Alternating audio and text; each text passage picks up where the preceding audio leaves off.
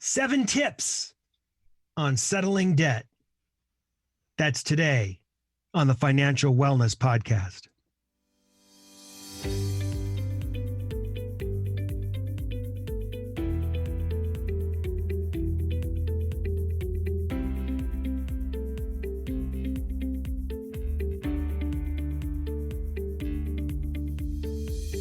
Welcome to the Financial Wellness Podcast, Dave's weekly message to keep you on your path to the financial success.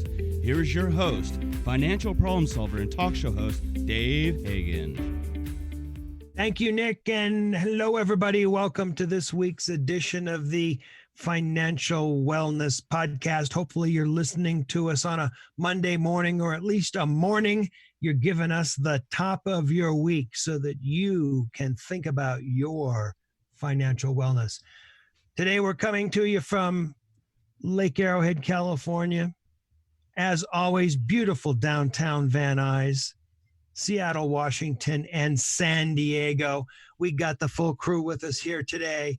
From Seattle, Brian Reed. Welcome, Brian. How's it going, Dave? Nick, what's up, boys? We're doing pretty good. We got Nicholas coming to us from San Diego. Hello to the round table. Good to have you guys all here. I don't know about you.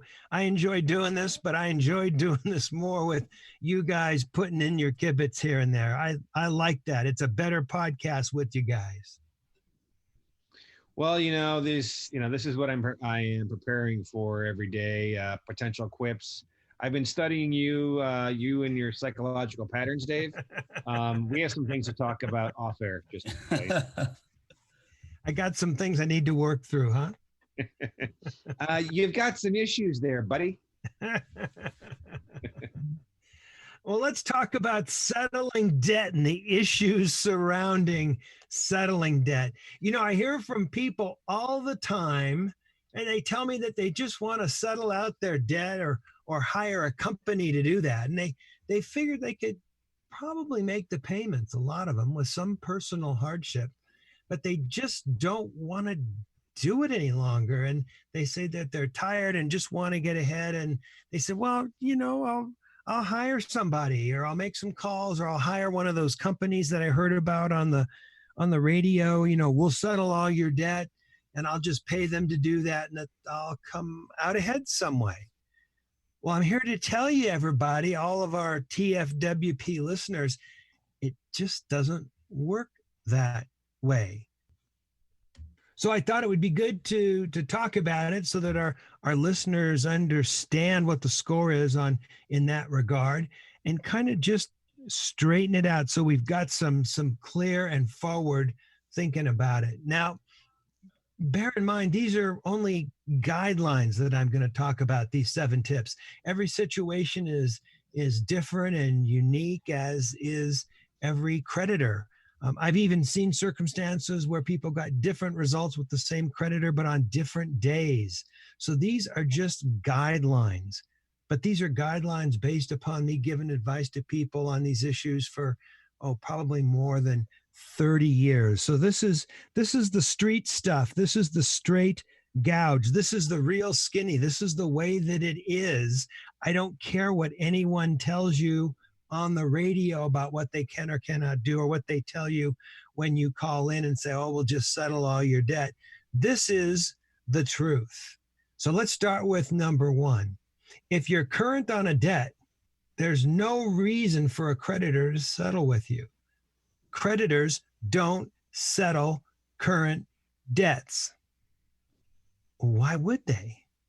Right? If they settle with you and let you off the hook, and you're paying 21%, and it gets out that they let you off the hook, that's going to kill the goose that's laying the 21% golden egg. Even if a debt negotiation company calls on your behalf, why would they settle if you're current? Especially, why would they settle if you're also paying a debt negotiation company? A debt needs to be significantly delinquent before a creditor will even talk to you or ever talk to you about settling. I can't tell you how many people have come in and said, I want to settle it out. And I said, well, how far behind are you? Oh no, I'm current. And I said, well, it's not going to happen. Creditors don't settle on current debts. Why would they? Why should they? Tip number 2, if you let a debt go delinquent to settle it, your credit rating will take a beating. Now, that's not the end of the world, and we've talked about that many times on TFWP, but it's certainly something to consider. I wouldn't let my debts go delinquent and take the beating on my credit just to settle them out, unless it was a really, really large amount of debt. And this will be a factor in how much money you might be potentially saving too, and how significant your financial problem might be. And if it's a lot of money, I mean, maybe, but as a rule, I wouldn't let my debts go delinquent just to settle them out. Tip number 3, if you settle a debt and pay less than the full amount, the unpaid portion can be considered taxable. Talk to your accountant before you settle any debts. The government sees that unpaid portion is a benefit, and they want to tax that benefit. Now, I understand that sometimes there are some ways to get around that issue, things that I don't know firsthand about, and that you should talk to your accountant about. But realize that if you owe 10 and settle for 7, that 3 could potentially be taxable income to you. And if you got to pay tax on it, the benefit to you is not nearly what you thought that it might be. Number 4, when you call, if you're calling, get the name of the person you're speaking with. Confirm any arrangements in writing before you send in any money. I can't tell you how many times I've seen someone call and make a deal. And by the way, a lot of times they're using aliases anyway, but they call and they make a deal, they send in the money, and then they get a call the next month and go, okay, where's the rest of the money? And they say, well, you gave me a deal. And they said, we don't know anything about that. Do you think the creditors would lie to you over the phone? Of course. Make sure you get the name of the person that you're talking with, even though it might not be their real name, and confirm any arrangements in writing before you send in the money. Dear Bill, you told me that we would settle this account for this amount. This amount will be forthcoming. Please confirm if this is not the case. Or get them to put it in writing, even better. Hard to do sometimes, but if you can get them to put it in writing, this will confirm that if you send us X by this date, this account will be considered paid in full. Get it in writing. Get the name of the person that you're speaking with. Confirm it. Confirm it before you send in any money. Tip number 5, creditors will usually accept a lesser lump sum amount or payments, sometimes without interest. They won't accept both. You can't negotiate a lower amount and then expect to make payments on top of that. I can't tell you how many times I've had to break the bad news to people that you can't get the balance reduced and then ask for payments, especially without interest, over some period of time. They just don't accept both. But again, this is only on delinquent accounts where there's a chance, where a chance of collection is actually uncertain. But you're going to get one or the other, rarely both. Dave, have you ever had a situation where you were able to get a reduced balance and a reduced interest, but on a finite number of payments? Or is that getting into just way too much negotiation for what the average credit card customer service person has the ability to do? Well, I got to tell you, I've never seen that. And I suppose that almost anything is possible, but the more complicated it gets, one, the less likely that they'll accept it or understand it. And 2, there's a greater likelihood that it'll end up getting all screwed up. So while it is theoretically possible, it's tough. See, Brian, I was actually thinking in a similar way you were, to where, let's say that there's $5,000 outstanding debt, And if by chance you would tell the creditor that over 5 months I would pay $1,000, or sorry, I would pay $450 a month, and the debt would go away at 4,500, and have it in writing. I think writing is the most important thing. Yes. That if the debt is paid off within the 5 consecutive months, then it's paid off in full. I would think that would be okay. I've negotiated something before several times where a lawsuit's already been filed and a document is signed called a stipulation for entry of judgment. And it basically says, I agree to entry of a judgment against me in the amount of $10,000. But if I make a certain number of payments that add up to a lesser sum, that the judgment will never be entered. But that's more of a common thing where a lawsuit's already been filed and they hold on to the stipulation and don't enter it. But somebody just calling up, that's probably way too complex for them to negotiate on their own. Yeah, they're going to lose money in the legal fees of trying to, create a deal. They're going to spend $3,000 trying to get an extra $2,000 out of the debtor. So, yeah. Here's a little bonus tip. You might get a little better deal just before the end of the month. Really? I got to tell you, there's quotas in this business, and to get money to come across before the end of the month, I find that you get a little better deal. Now, it depends from creditor to creditor, but I've had them give me quite a different tune early in the month than what I hear later in the month. Just a little side tip, something to think about. All right. How about tip number 6? Don't make false representations when negotiating a debt. Most of the time, these calls are recorded these days, and there should always be that warning if they're going to be recording them.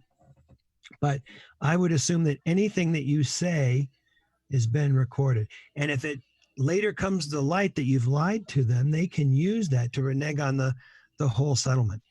Remember, what was it, last year we had a guy come in and he was a collection attorney, and he said, oh, these people tell me this tale of woe, da da da da da da. And he says, Dave, where the best place to get information on somebody is? I said, what's that? He goes, Facebook.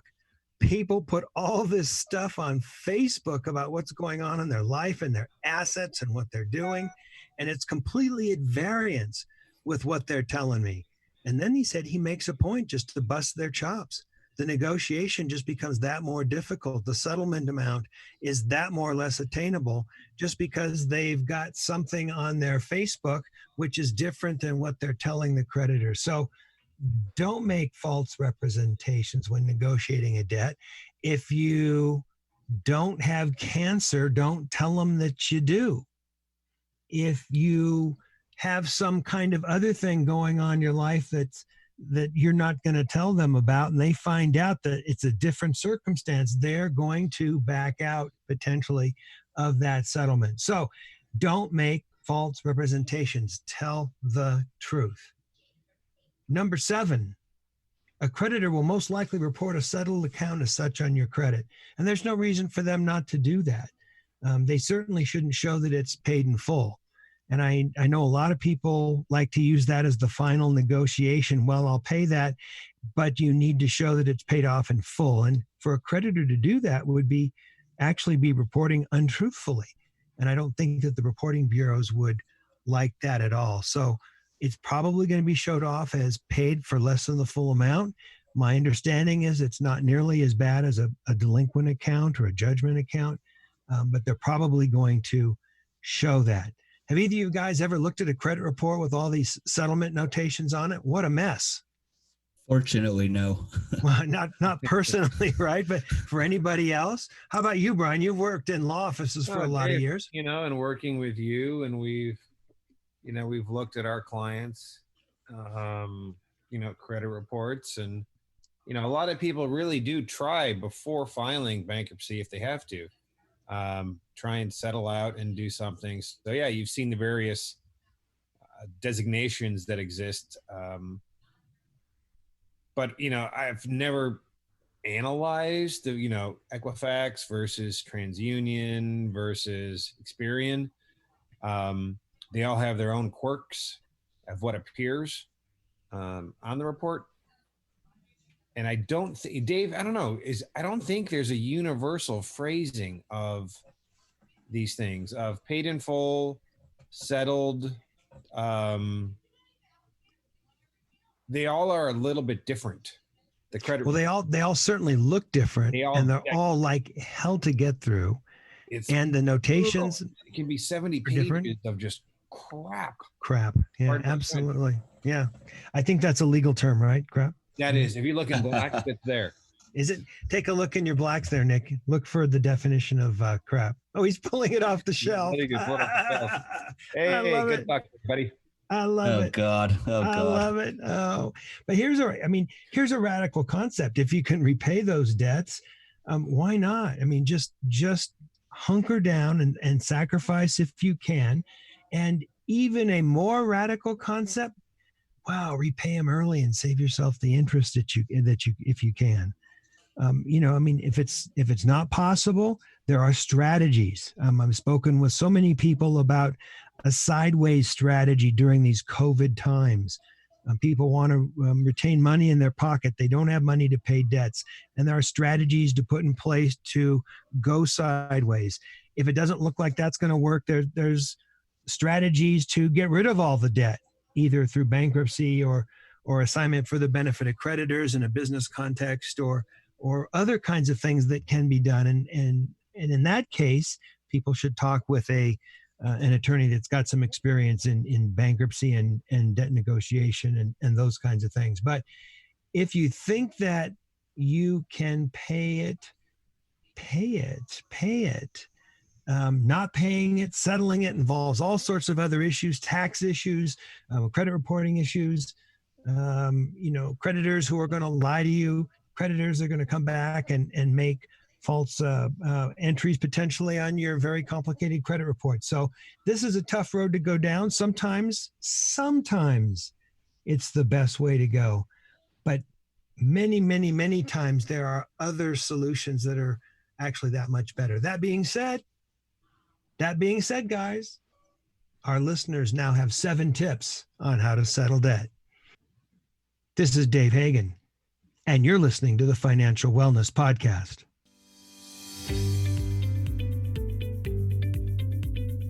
You've been listening to the Financial Wellness Podcast, Dave's weekly message to keep you on your path to financial success.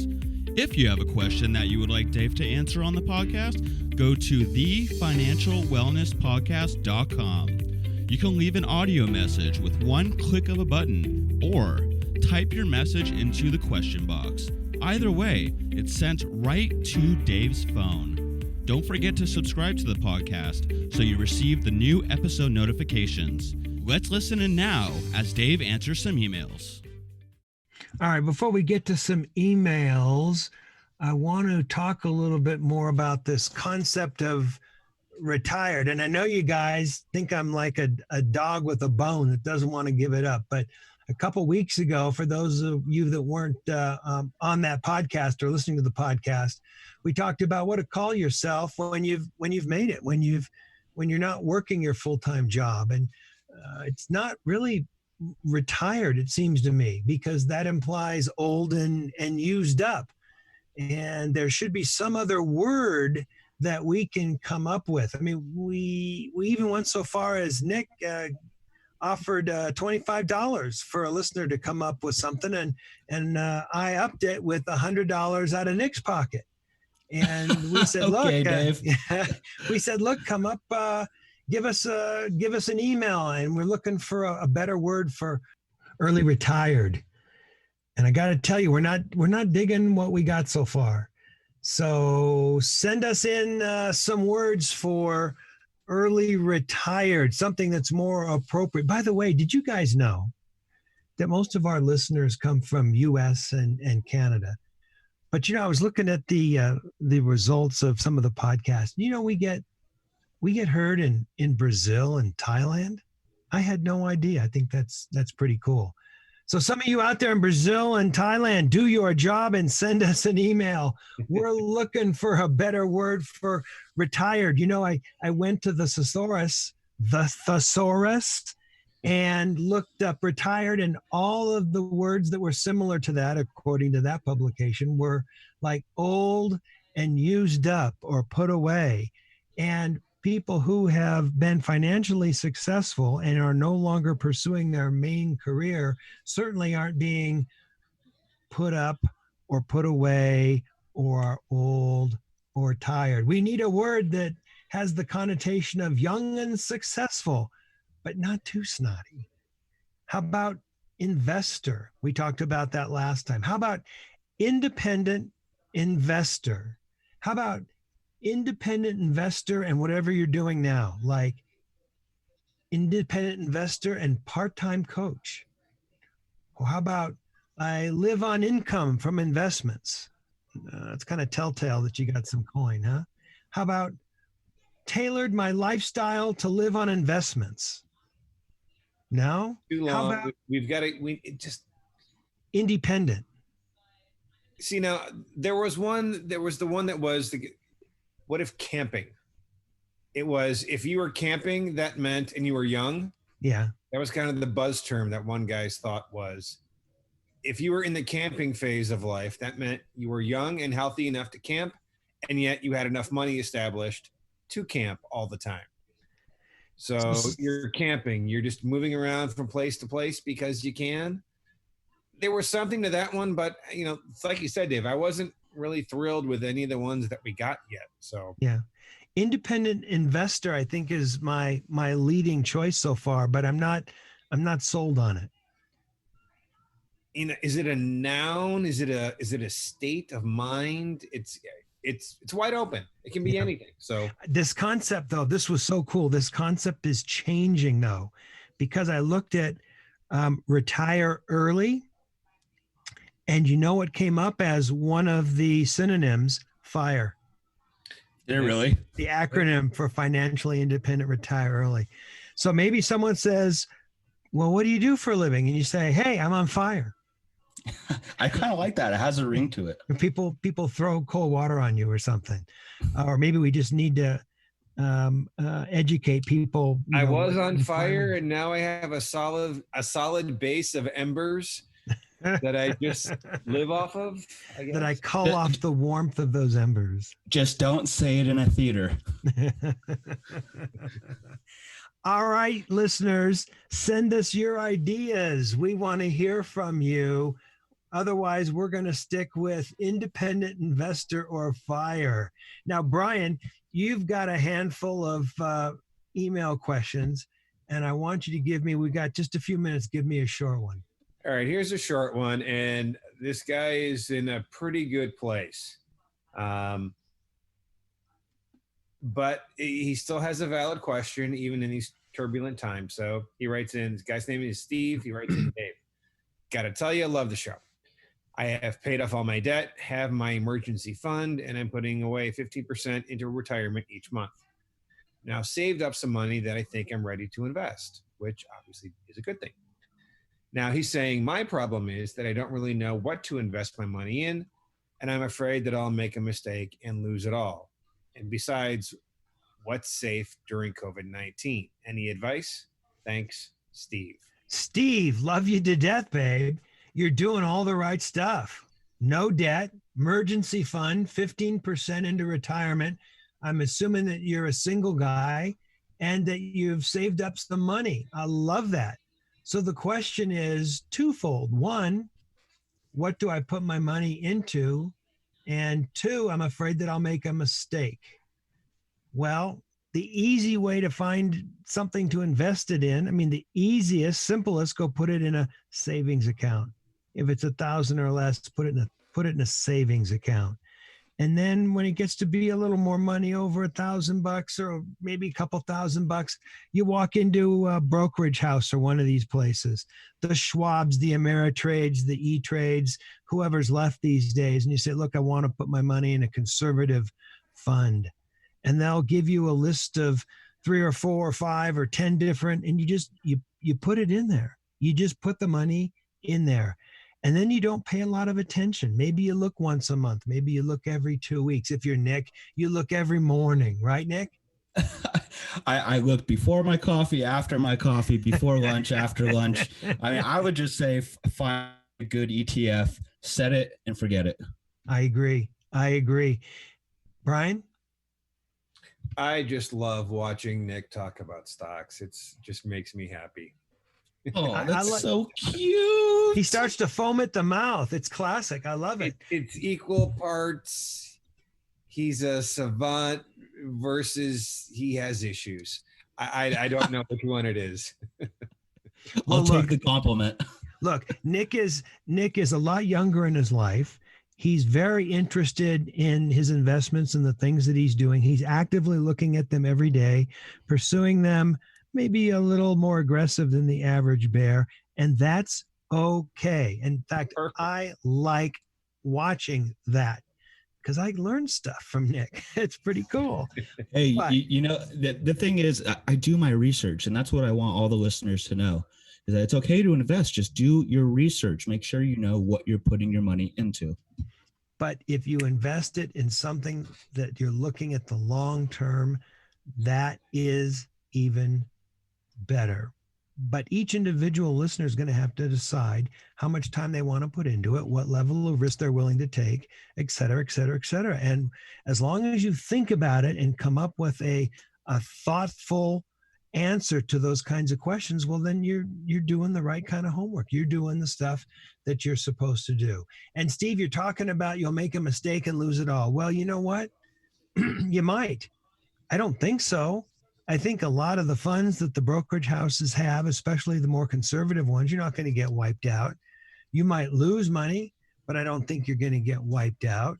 You know, most of the money that was lost during the COVID thing has come back. Not all of it, but a lot of it's come back. So I wouldn't worry about that too much. This is money that you're saving for long term. You've got a long horizon on it. That money may go down, it may go up, but the idea is over a large period of years, it will go up in the long run. So I would certainly keep that in mind. And you know, Henry Ford said, you only have to be right the last time. And that's something to think about too. So let's bring this all to a head. You know, Steve, you're doing all the right stuff. Go ahead and when that money's over $1,000, put it in some kind of fund at a brokerage house. Don't worry about it. Don't look back. It'll go up, it'll go down. But in the long run, as long as you pick something that's relatively conservative, you should be fine. And don't spend a lot of time worrying about it, because chances are you will not be wiped out in a very large conservative kind of fund, even in this age of COVID-19. Do you guys remember back in end of March, the stock market was falling 1,000 points a day? More than that. And everyone's going, hey, steady. And I'm going, wow, should I pull money out? Should I? Yeah. Well, I wish. I was saying right? bye. Yeah, I was saying bye. I know you were. And I wish I had the fortitude to buy. I mean, I was really worried that could things potentially just fall off the cliff? I mean, that's about as bad as it could get potentially. A world plague at that point. We didn't know. And yet, yeah, the markets come back. Some of the markets are ahead of where it was. Some of them are completely back, but it's come back. And I just think it shows the strength of the American financial system. I keep hearkening back to Mr. Buffett in his message to shareholders this year. And he laid out all the significant problems that the United States economy has, but he looked right into the camera and he said, but I would never bet against the United States economy. Never bet against the Fed. Yep. And he was right. Things are back. I wish, boy, you look at that dip in March and you go, wow, I wish I had bought a whole bunch of stuff because I would have a lot more money now. But the wiser thing was just to hang on, let it ride out. Hang on, yeah. And it worked. Pigs get fat, hogs get slaughtered. Yep. So true. All right, that's a wrap, guys. Thank you to Nick Appel coming to us from San Diego, Brian Reed from Seattle, Washington. Another fun podcast. Stay tuned. We're working on some interesting stuff for next week. This is Dave Hagan, and you've been listening to the Financial Wellness Podcast.